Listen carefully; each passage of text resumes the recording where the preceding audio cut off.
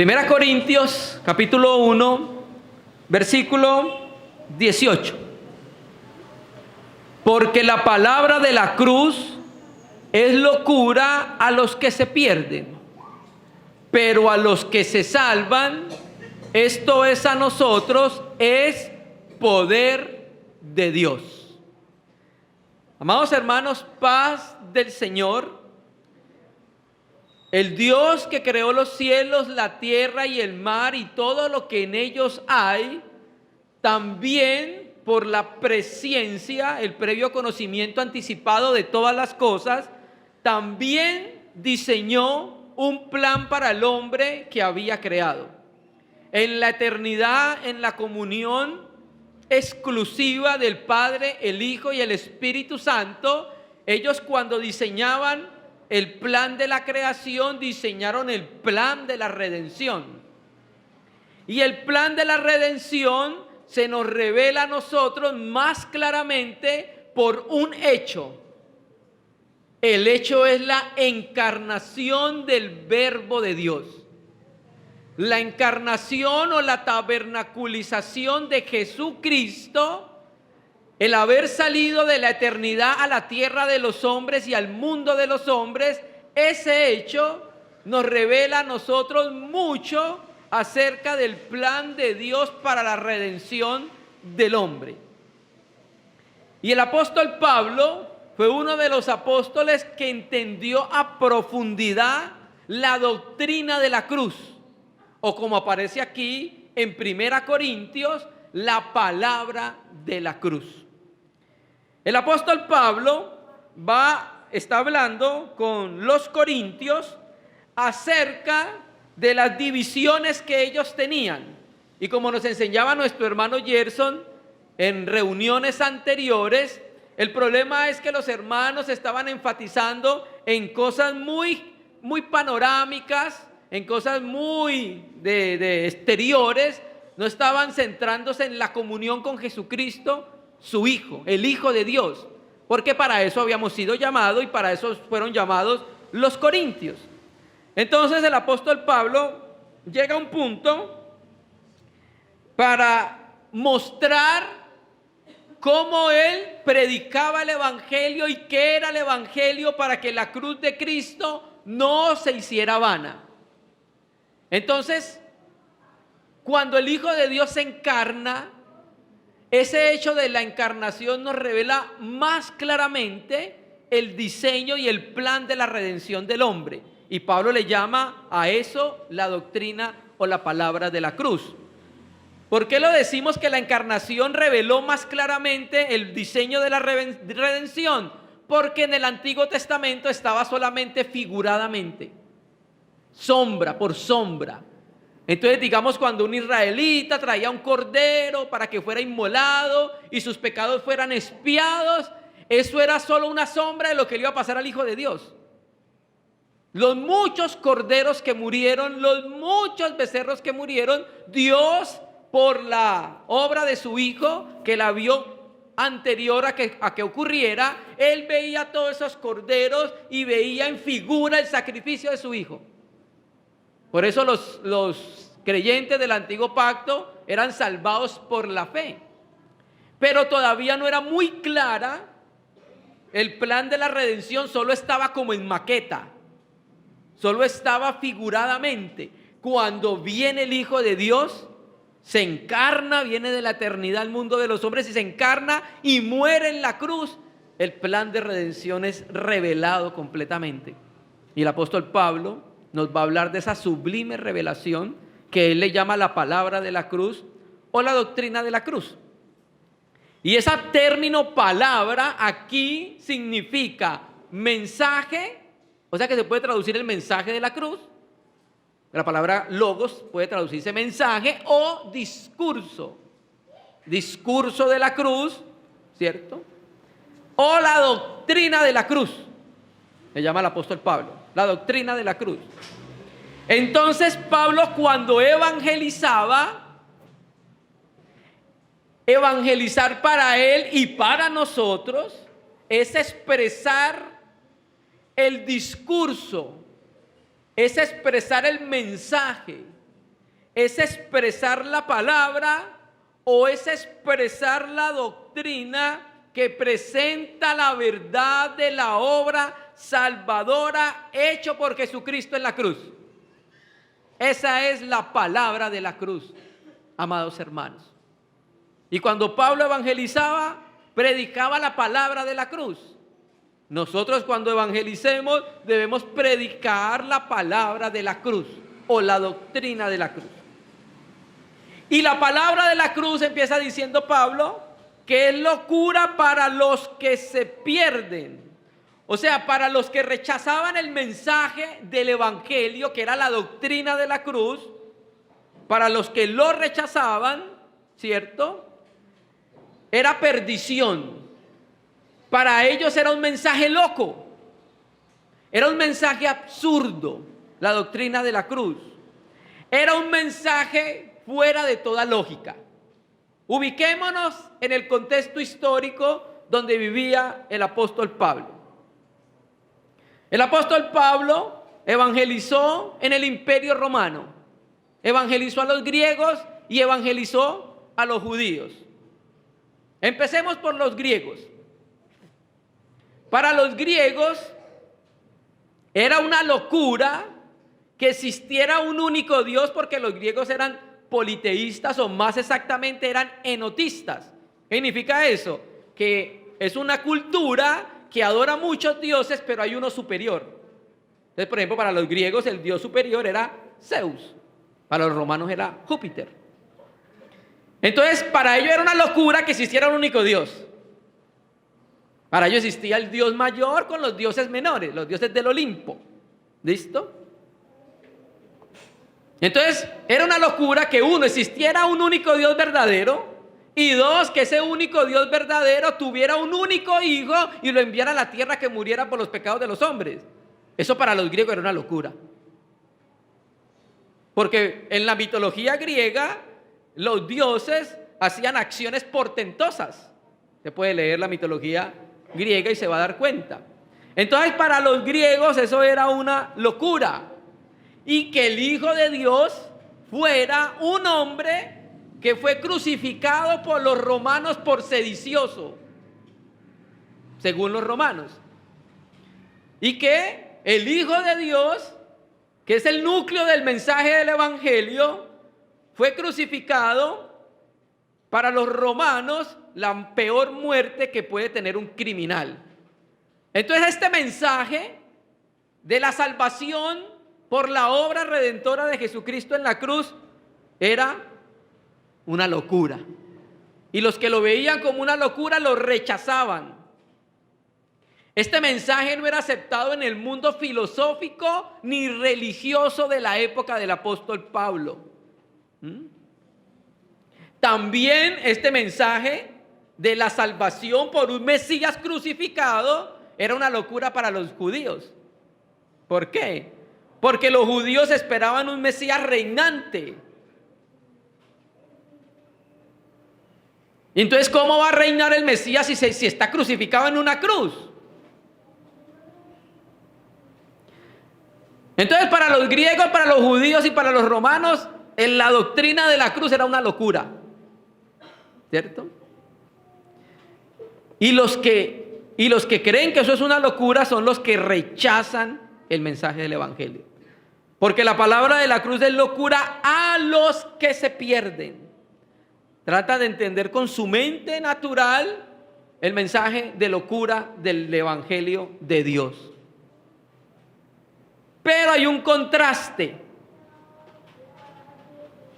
¿Cuál es el contraste? Pero a los que se salvan, esto es, a nosotros, es que poder de Dios. Mira el mismo mensaje. El mensaje de la cruz, los dos resultados que tiene. Uno, los que lo rechazan y es una locura. Y otros, para los que lo creen, es que el poder de Dios. Ya, acá hay un contraste. El mensaje del evangelio, o sea, la salvación a través de la muerte de Cristo, es una locura para los que se pierden, pero para los que creemos es poder de Dios.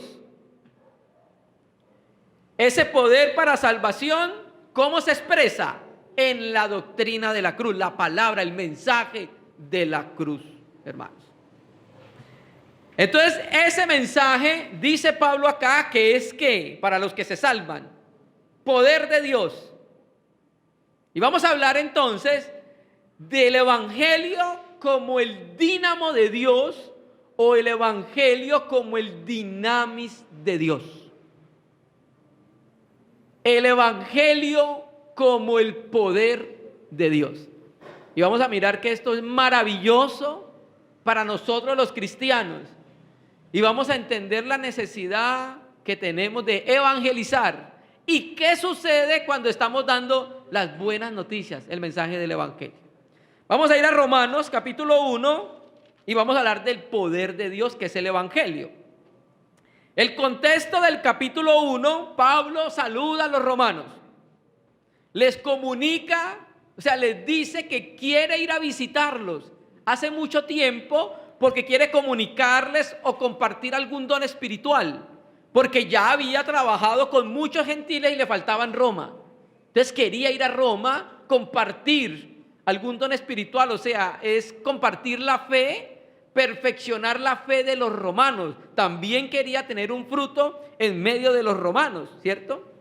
Y Dios le iba a dar a la iglesia en Roma una bendición especial con la presencia del apóstol Pablo en medio de ellos, hermanos. ¿Por qué? Porque recuerde que Dios había dado los apóstoles, ¿para qué? Para el desarrollo y el crecimiento de la fe de las iglesias. Entonces, por eso él dice que quiere ir a compartir un don espiritual con ellos. Entonces empieza diciéndoles que él se había propuesto muchas veces visitarlos, pero siempre había tenido algún impedimento.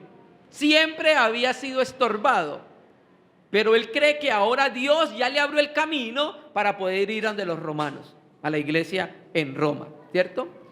Para comunicar el evangelio también allá. Y vamos a llegar a la quinta esencia del evangelio. Vamos a hablar del núcleo del evangelio. Ya lo leímos en primera de Corintios 1, 18. Ahora vamos a leerlo en Romanos, capítulo 1, versículos 16 y 17. Son los textos que vamos a utilizar en el día de hoy.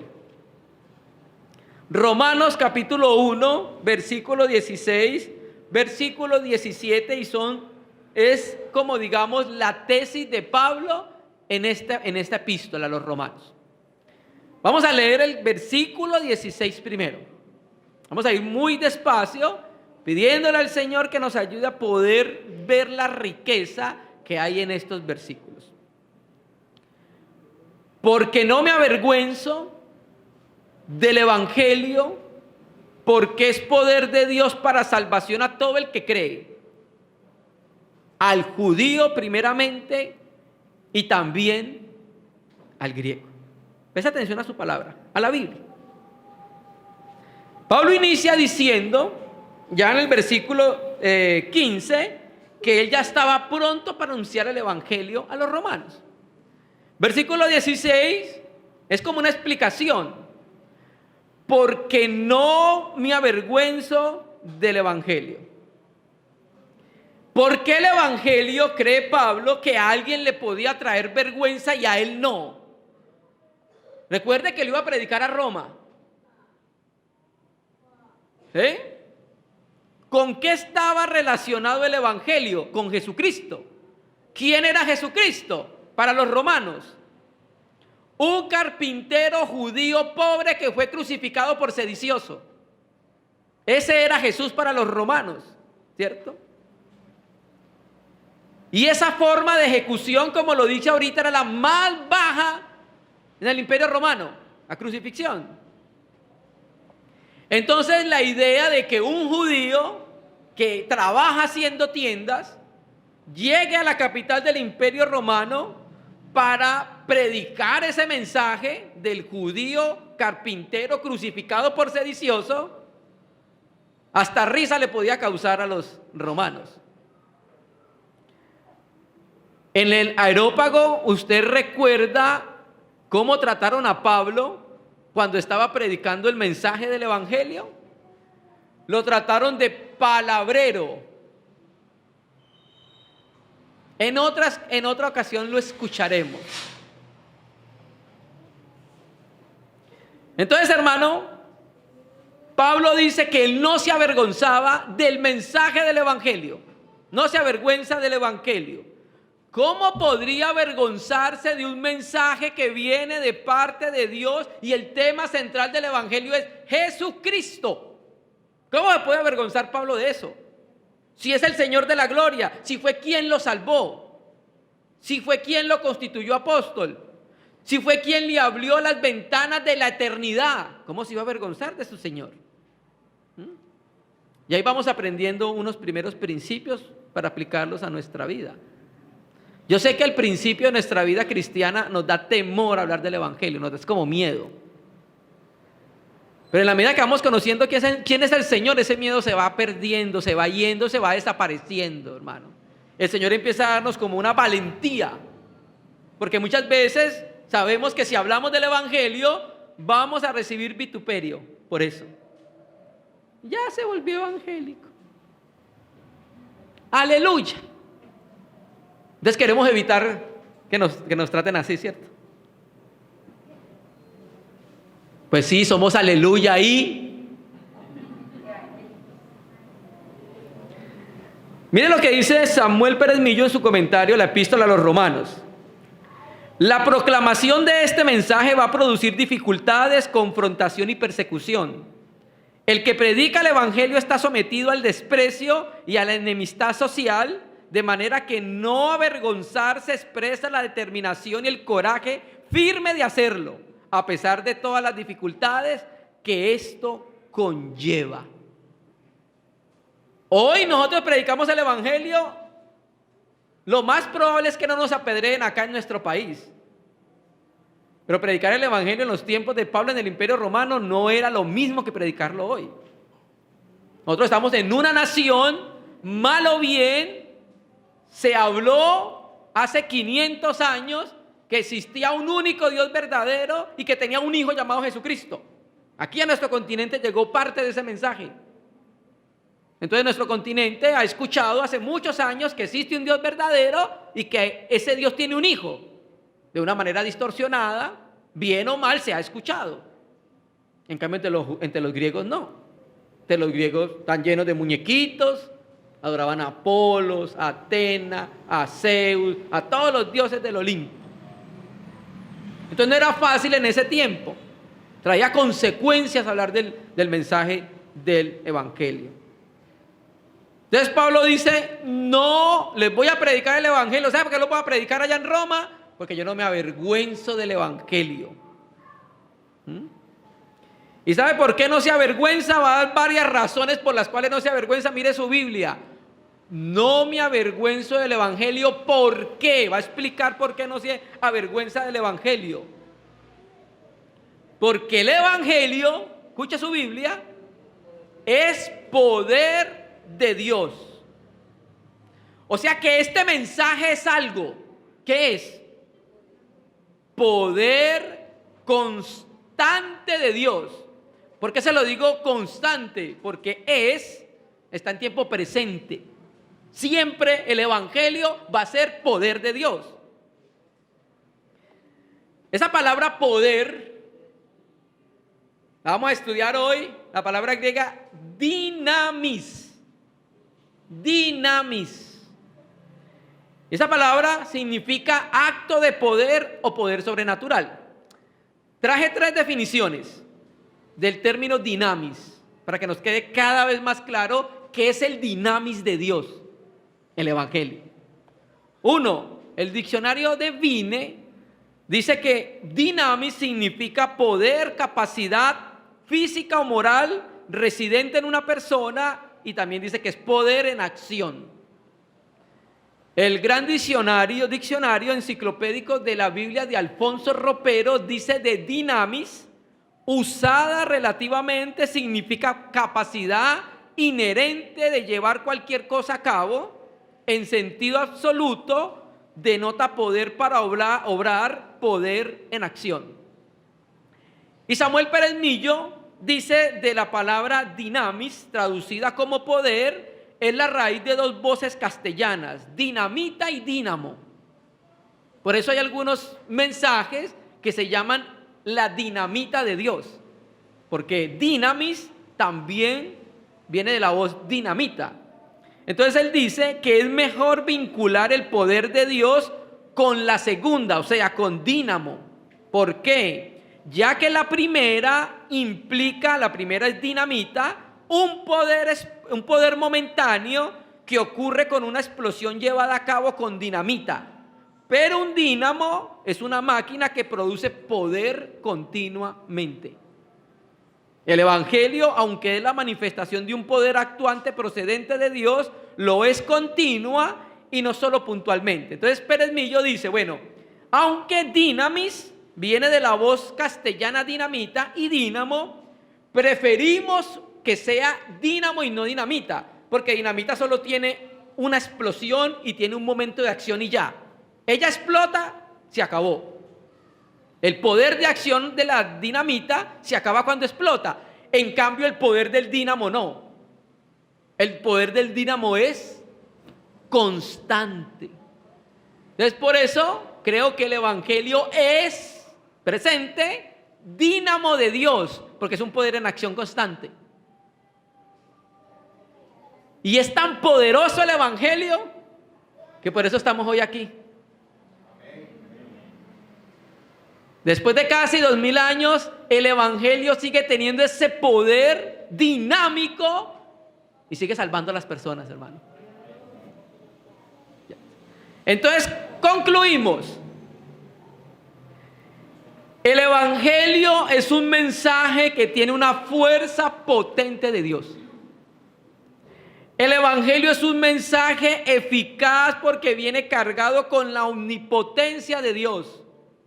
El Evangelio es un poder dinámico de Dios que produce o genera energía salvadora.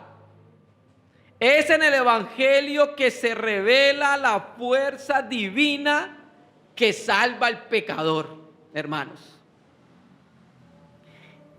Eso es lo que es el dínamo de Dios, el poder de Dios. ¿Y por qué, digamos, Pablo también lo expresa de esa manera? Porque también existían los dioses griegos que manifestaban su poder con ciertas acciones. Pero Dios manifiesta su poder con una acción: la cruz del Gólgota. Es una locura para la mente natural. Que ahí, en ese hombre crucificado, azotado, lanceado, que ahí está el poder de Dios.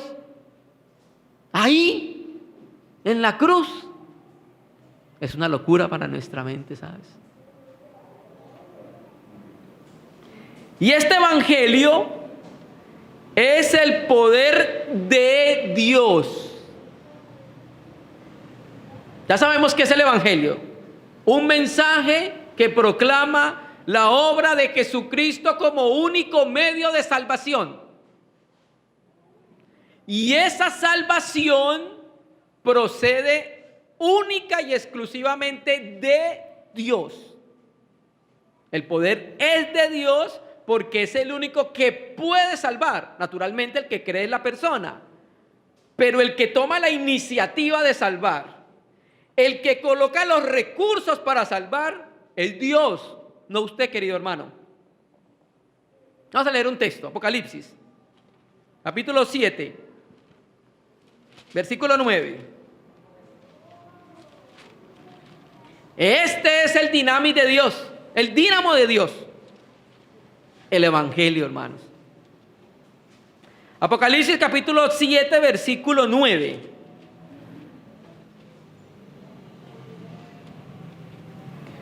Dice, no vamos a hablar de escatología, estamos hablando del dinamo de Dios, del Evangelio. Pero quiero leer este versículo. Después de esto miré, y he aquí una gran multitud, la cual nadie podía contar, de todas las naciones y tribus y pueblos y lenguas, y que estaban delante del trono, en la presencia del Cordero, vestidos de ropas blancas y con palmas en las manos, y clamaban a gran voz diciendo: la salvación pertenece a nuestro Dios, que está sentado en el trono, y al Cordero. Esta alabanza que están diciendo estas personas redimidas, ¿habla de qué? De la salvación. ¿Quiénes son los que alaban? Los salvos. Ellos están agradecidos por la salvación que Dios le dio. Entonces la salvación es de Dios, procede de Dios, porque el deseo de salvarnos nace en Dios, no en nosotros. Y los recursos para salvarnos están en Dios, no en nosotros. Pero queremos decir que el que cree finalmente en la persona, no Dios.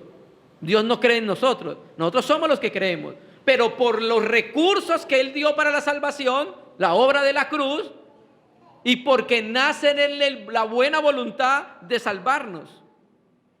Entonces en Dios nace el propósito y la determinación de salvarnos. Por eso la salvación es de Dios, por eso el poder para salvar es de Dios, no es de nosotros. Y el apóstol Pablo había visto cómo obraba el poder de Dios. Pablo sabía que ese era el único mensaje que podía cambiar la vida de los hombres. Él había visto el poder del evangelio operando en su propia vida. Y había visto el poder del evangelio operando en ciudades paganas del Imperio Romano como Corinto y como Éfeso. Si pudiésemos ir allá ese tiempo, hubiéramos visto las perversidades de esa sociedad. Y él vio cómo el evangelio, que es el poder de Dios, la fuerza de Dios, el dínamo de Dios, cuando llegaba, transformaba completamente una nación, una persona, familias. Hermanos,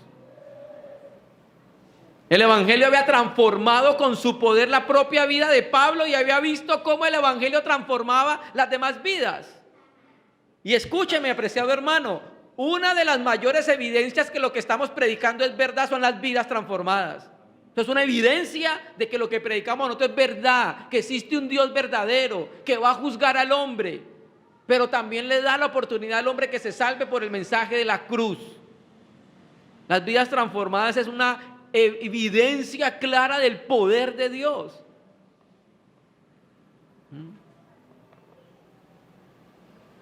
Y como Pablo hablaba del poder de Dios en Roma, ustedes saben quiénes eran los romanos en el entorno, en el contexto histórico de Pablo.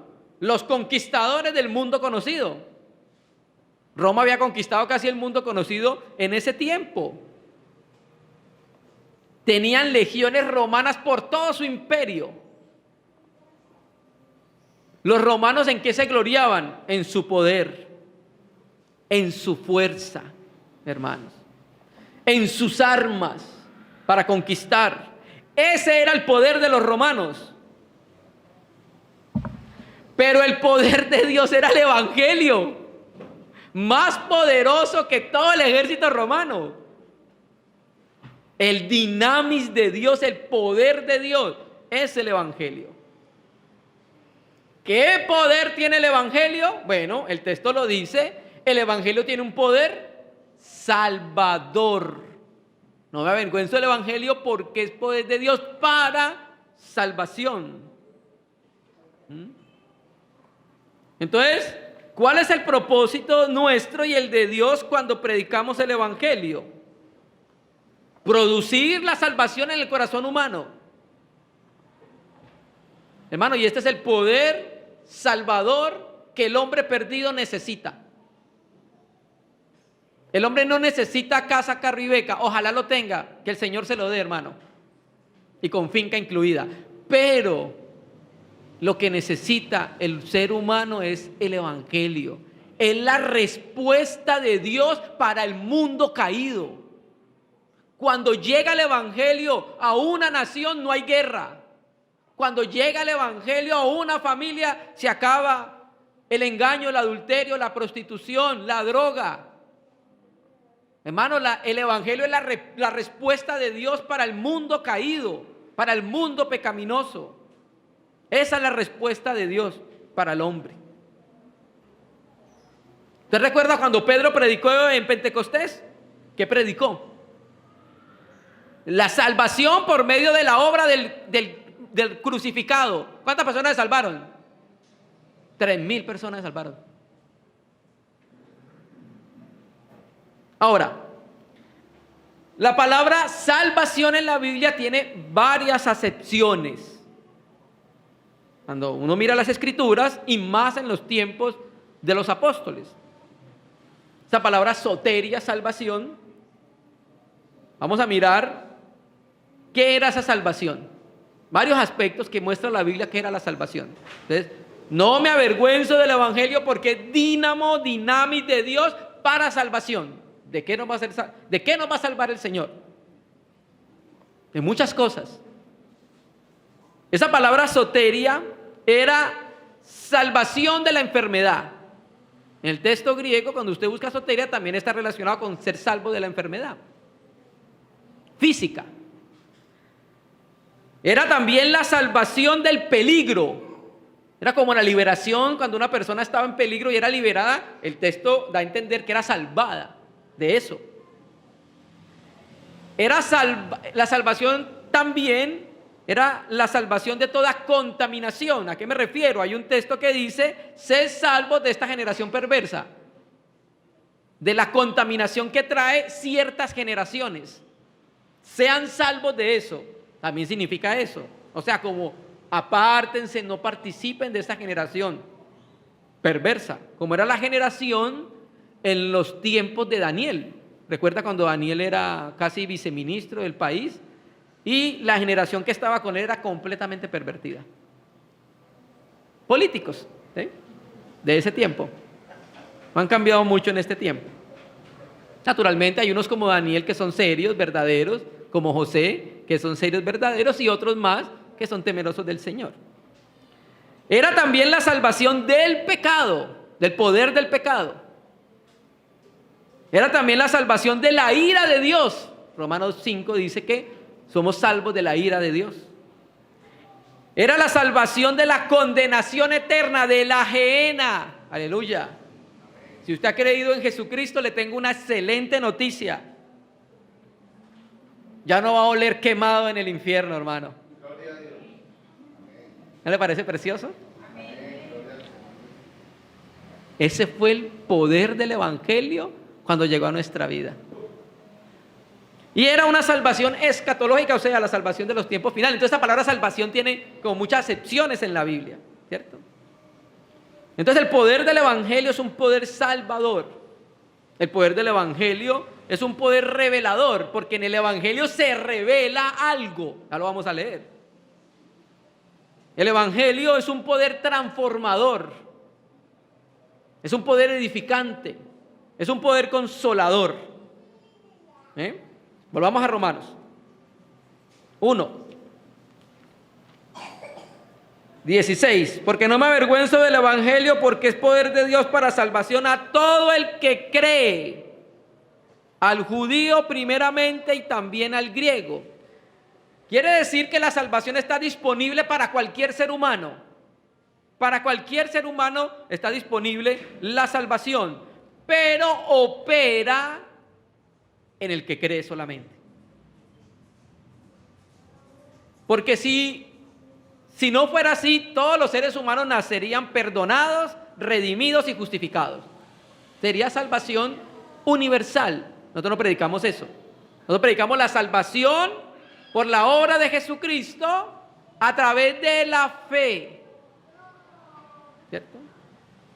Entonces el evangelio es un mensaje universal, pero recuerde que el judío es primero en privilegio y en castigo. ¿Me explico? Cuando el Señor Jesucristo vino, recuerda a la mujer sirofenicia que le dijo: Señor, mi hija está enferma, y el Señor le dijo: no está bien quitarle el pan a los hijos para dárselos a los perrillos. ¿Recuerda? Y Jesucristo le dijo a los apóstoles: vayan primero a las ovejas perdidas de la casa de Israel. Por eso Pablo, cuando iba a una ciudad, donde iba, lo primero que buscaba era judíos. ¿Dónde hay judíos en una ciudad? Sinagoga. Chum. Entonces, no porque ellos tengan, digamos, el primer lugar, sino que hay promesas que fueron hechas a los padres. Entonces, por eso el Señor vino a los judíos y los apóstoles iban a los judíos, ¿cierto? Entonces, los judíos, primeramente, salvación para los judíos. Como lo dije ahorita, el judío es primero en privilegios y en castigo. En privilegios porque le llegó primero a ellos le llegó la palabra de Dios, en el Antiguo y en el Nuevo Testamento. En Hechos 2, cuando Pedro predica en Pentecostés, ¿qué eran todas esas personas que estaban ahí? ¿De qué nacionalidad eran? Judías. Entonces, a ellos llegó primero el evangelio. Entonces, el judío es primero en privilegios porque le llegó el evangelio. Pero ¿sabe también en qué es primero? En castigo. Es el primero en castigo, porque al que más se le da, más se le demanda, hermano. Vamos a leerlo en Romanos capítulo 2, versículo 9. Ahí abajito.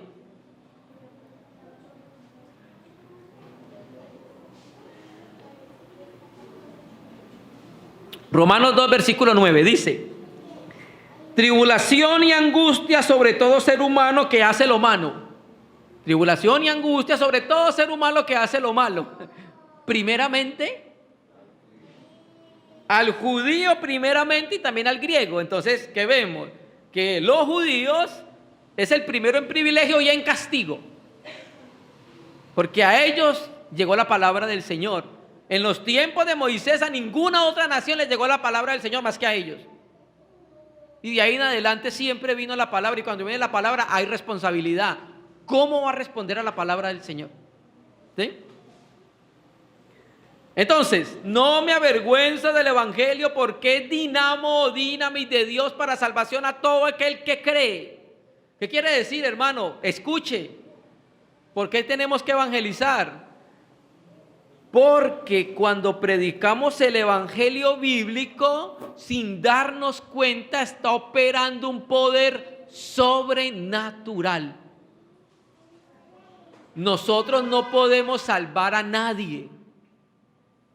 A usted lo salva es el Señor. La fuerza y el poder para que usted decida por la salvación vienen de lo alto, hermanos.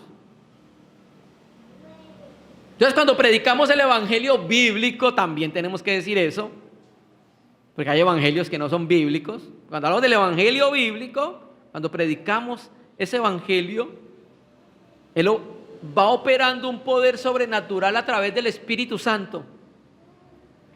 Y ese poder puede salvar a judíos y a gentiles. Entonces, el Padre, Dios, espera que cuando prediquemos su mensaje, los hombres obedezcan como las personas en Roma obedecieron a esa forma de doctrina, o sea, la doctrina de la cruz. ¿Quiénes son la iglesia en Roma? Los que habían obedecido a la palabra de la cruz. No lo habían rechazado, el mensaje del evangelio. Verso 17. Voy a leerlo de Reina y Valera 60 primero. Porque en el evangelio la justicia de Dios se revela por fe y para fe, como está escrito: mas el justo por fe vivirá. Voy a leer interlineal de Francisco La Cueva. Hay un breve cambio que quiero que lo noten. Romanos 1, versículo 17. Dice, 17, 1 de Romanos. Dice: porque la justicia de Dios en él es revelada de fe a fe, así como está escrito: el justo por a base de fe vivirá. Bueno, en el evangelio, en el dínamo de Dios, sucede algo cuando se predica. Mire su Biblia. ¿Qué sucede? Algo se revela en él. ¿Sí lo puede ver? la palabra griega para revela apocalipto. Me viene apocalipsis, revelación. Algo se revela cuando se predica el evangelio bíblico. ¿Qué se revela? Texto. La justicia de Dios, hermanos. Ahí cuando se está predicando el evangelio se revela la justicia de Dios. Resumámosla. Todo el mundo está condenado. ¿Estamos de acuerdo? Por supuesto. Todo el mundo está en pecado y todo el mundo está bajo condenación por ese pecado. ¿Cierto? El evangelio es la potencia de Dios para hacer justo al hombre pecador que obedece de corazón a ese mensaje del evangelio. ¿Sí? Cuando Cristo muere en la cruz, en el Gólgota, hace casi 2000 años, Dios reveló su justicia castigando al Hijo de Dios como si fuera un pecador. La justicia de Dios demandaba una satisfacción por la ofensa cometida al Dios Santo. Y la satisfacción la paga Jesucristo colgado en un madero hace casi 2000 años. Y era la única manera que la justicia de Dios fuera satisfecha y nosotros pudiésemos ser perdonados, salvados. Entonces, la persona que es salva por el evangelio es hecha justa delante del Señor. Esta es la justicia de Dios. Entonces en el evangelio se revela la justicia de Dios. Como dije ahorita que traduce el interlineal de Francisco La Cueva, porque la justicia de Dios en él, en el evangelio, es revelada de fe a fe. O sea, ¿qué vamos entendiendo? Que la fe es el elemento que permite alcanzar la justicia de Dios. Usted no va a alcanzar la justicia de Dios por otra vía. Hermano, pero si yo alquilo un edificio y meto a todos los pobres de Villavicencio y les doy comida durante un mes, ¿será que no puedo ser acreedor de la justicia de Dios? Hermano, pero si yo ayudo a los viejitos a pasar los semáforos, ¿será que no soy acreedor de la justicia de Dios? Hermano, pero si yo le doy confite a los niños en 31 de octubre, ¿será que no puedo ser acreedor de la justicia de Dios? No, la justicia de Dios somos acreedores de ella por la fe, como dice ahí.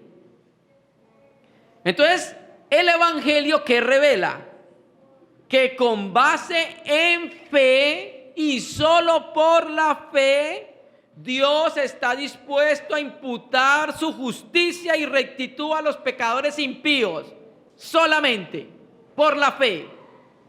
Somos herederos de la justicia, no hay otra vía, hermanos. Ese era el evangelio que Pablo predicaba. Y termina diciendo, como está escrito, el justo vivirá por la fe. Ahora, esta revelación de que el justo vivirá por la fe no es algo novedoso en Pablo. ¿Por qué? Porque ya está en el Antiguo Testamento. ¿Dónde? Habacuc, capítulo 2, Habacuc lo dice así, mas el justo por la fe vivirá. Entonces lo que Pablo está diciendo es que una persona recibe la vida eterna por medio de la fe. El justo recibe la vida eterna por medio de la fe. Por eso los que rechazan el evangelio no tienen fe, hermano, en las palabras de Dios. ¿Cierto? Ahora, cuando usted examina, barre todo el Nuevo Testamento, este texto de Habacuc 2:4 es citado 3 veces en el Nuevo Testamento. Es citado en Gálatas, es citado acá donde lo estamos viendo en Romanos, Gálatas 3:11, Romanos es el que estamos leyendo, 1:17, y en Hebreos 10:38 aparece la tercera vez donde aparece Habacuc 2:4, que los escritores neotestamentarios lo están citando. Entonces, Romanos, ¿qué es lo que hace? Explica el justo. Recuerda, el justo vivirá por fe. Entonces, Romanos lo que hace es que nos explica el justo, cómo se alcanza la justicia. Gálatas nos explica el vivirá. El justo por fe vivirá, ¿cierto? Y Hebreo nos explica por la fe. Cada uno de estos tres versículos nos explican Habacuc 2, versículo 14. No me avergüenzo del evangelio porque es dínamo, un poder actuante sobrenatural que Dios utiliza en la faz de la tierra para salvar a los hombres. Por eso, hermanos, cuando prediquemos el evangelio, confiemos que se está soltando un poder sobrenatural de Dios para salvar al hombre. Nosotros no podemos hacerlo, pero Dios lo puede hacer. ¿Sí? ¿Qué aspectos prácticos podemos ir leyendo de esto que estamos considerando? Hay una pregunta. ¿Sentimos vergüenza de hablar del poder de Dios, del evangelio? Cuando nosotros evangelizamos, hermanos, ¿nuestro mensaje se centra en el poder de Dios o se centra en un mensaje de superación personal, un mensaje de lástima, un mensaje de sueños, un mensaje de metas? Cuando predicamos el evangelio, ¿cómo lo predicamos? ¿Es bíblico? Cuando lo predicamos, ¿cómo lo predicamos? Jesús te ama, recíbelo en tu corazón. Jesús lo ama, claro, hombre, que murió por él. Pero le digo que Cristo no viene a morar en un corazón no arrepentido. Así no es el evangelio. Hay que arrepentirse. ¿Qué es para nosotros la doctrina de la cruz? Terminemos con una pregunta y una respuesta. Pregunta. Primera de Pedro 4:17. Vamos a leer. La última parte. Primera de Pedro 4:17. Primera de Pedro 4:17. La última parte dice: ¿cuál será el fin de aquellos que no obedecen al evangelio de Dios? Ahora le damos la respuesta. Segunda Tesalonicenses 1:8.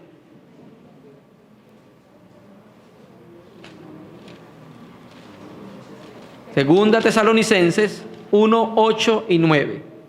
Dice: